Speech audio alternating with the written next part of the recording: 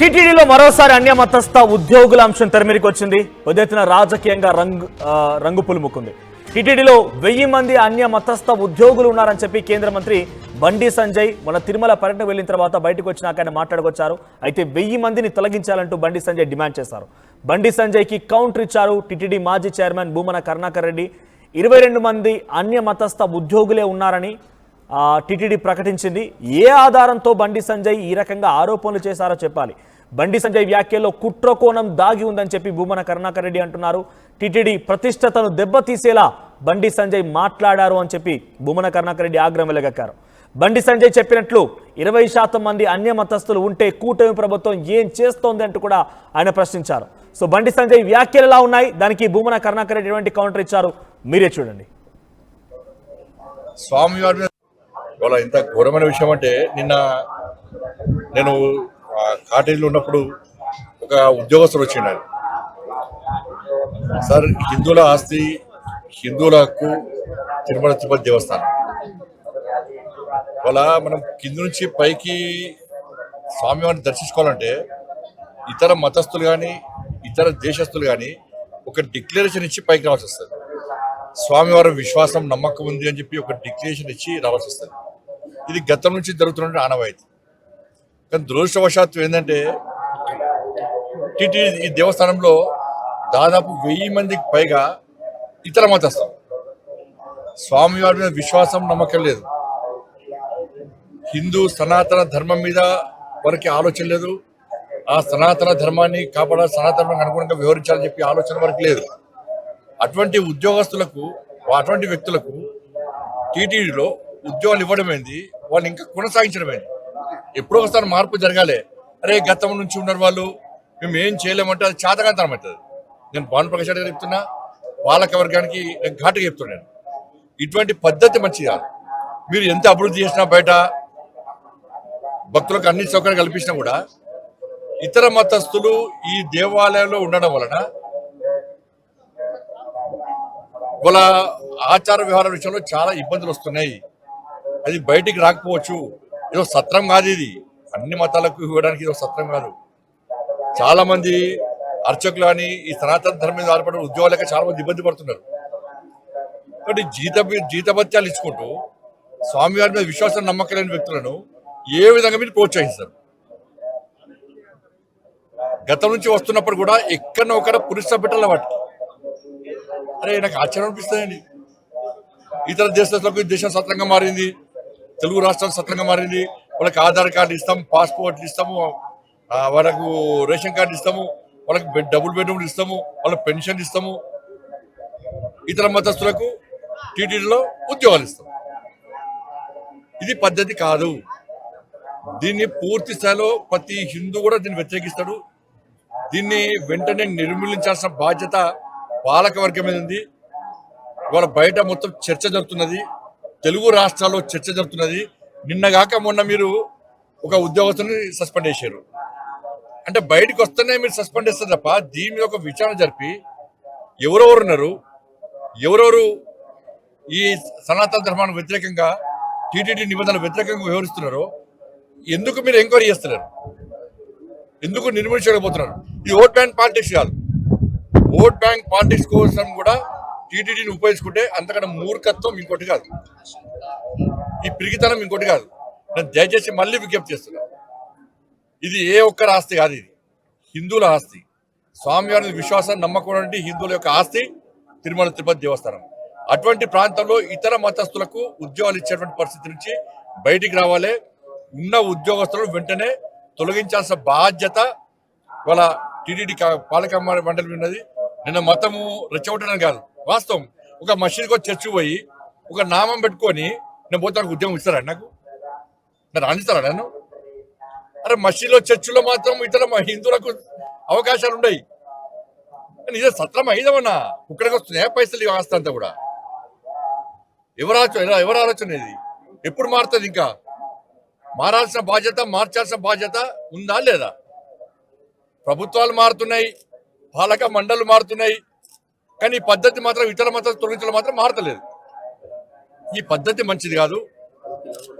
దీన్ని వెంటనే నిర్మించాల్సిందిగా నేను డిమాండ్ చేస్తున్నాను. ఇది మంచి పద్ధతి కాదు. కేంద్ర హోంశాఖ సహాయ మంత్రి బండి సంజయ్ గారు నిన్న తిరుమలలో శ్రీవారి దర్శనం చేసుకున్న తర్వాత బయట పాత్రికేయ మిత్రులతో మాట్లాడుతూ టీటీడీలో దాదాపు 1000 మందికి పైగా అన్య మతస్థులు ఉద్యోగాలలో ఉన్నారు. వాళ్ళనందరినీ కూడా వెంటనే తొలగించాలి. నేను కోరటం లేదు, హెచ్చరిస్తున్నా.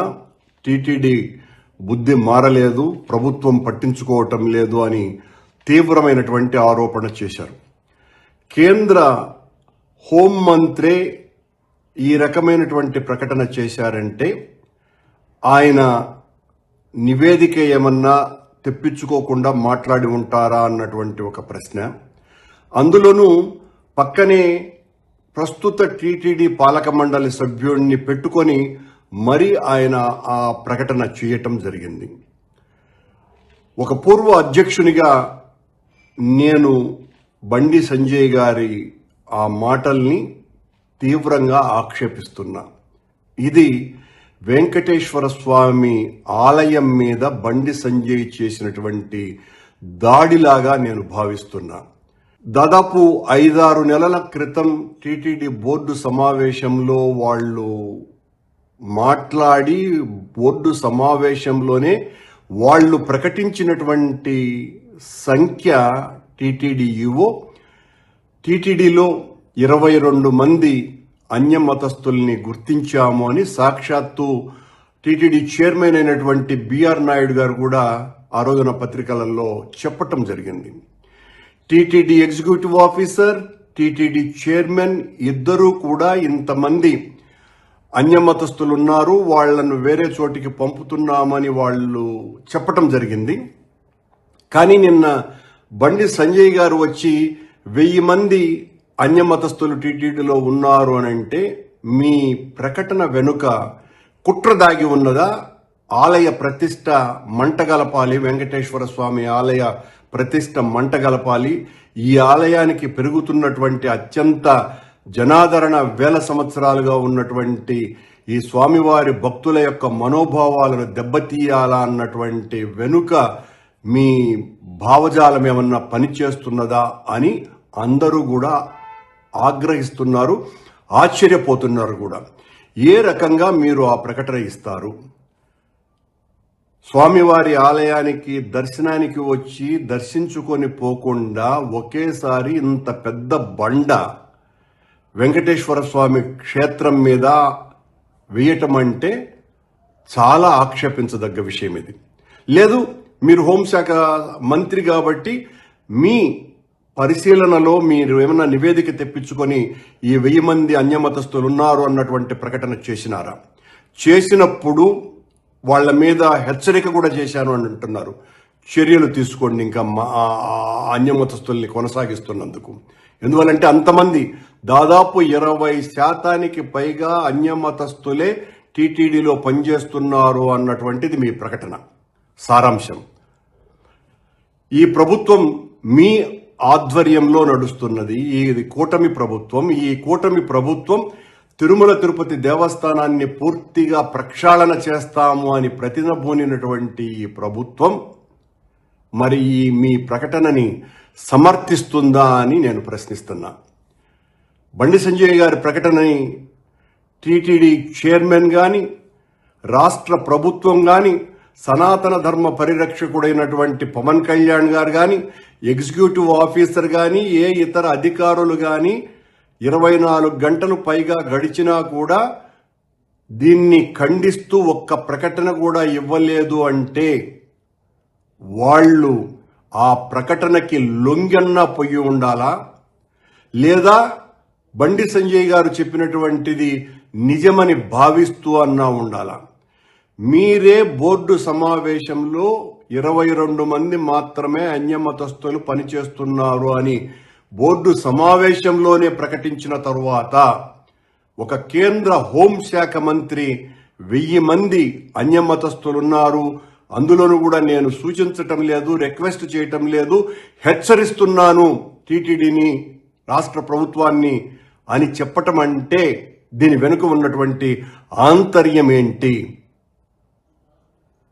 దీని మీద వివరణ ఇవ్వాల్సినటువంటి బాధ్యత రాష్ట్ర ప్రభుత్వం మీద ఉన్నది, టీటీడీ అధికారుల మీద ఉన్నది. అందులోనూ కూడా పక్కన పాలక మండలి సభ్యుడిని పెట్టుకొని ఆయన ఆ రకమైనటువంటి ప్రకటన ఇవ్వటం, ఇది టీటీడీని మొత్తాన్ని అవమానపరచటమే. టీటీడీ యొక్క పాలక మండలినే కాదు, టీటీడీలో ఉన్నటువంటి ఉద్యోగస్తులందరినీ కూడా తీవ్రంగా అవమానపరచటమే. దీని మీద ఉద్యోగ సంఘాలు కూడా స్పందించాల్సినటువంటి అవసరం ఉన్నది. తిరుపతిలో ఉన్నటువంటి పౌరులందరూ కూడా దీని పట్ల చాలా తీవ్రమైనటువంటి బాధను వ్యక్తపరుస్తున్నారు. ఈ రకంగా ఒక కేంద్ర మంత్రి మాట్లాడడం భావ్యమానని, దీన్ని వెంటనే రాష్ట్ర ప్రభుత్వం సీరియస్ గా తీసుకొని దాని మీద మీరు వివరణ ఇస్తారా, అది నిజమని అంగీకరిస్తారా, వెంటనే తెలియజెప్పాల్సిన పరిస్థితి మీ మీద ఉన్నది అని తెలియజేస్తున్నాం.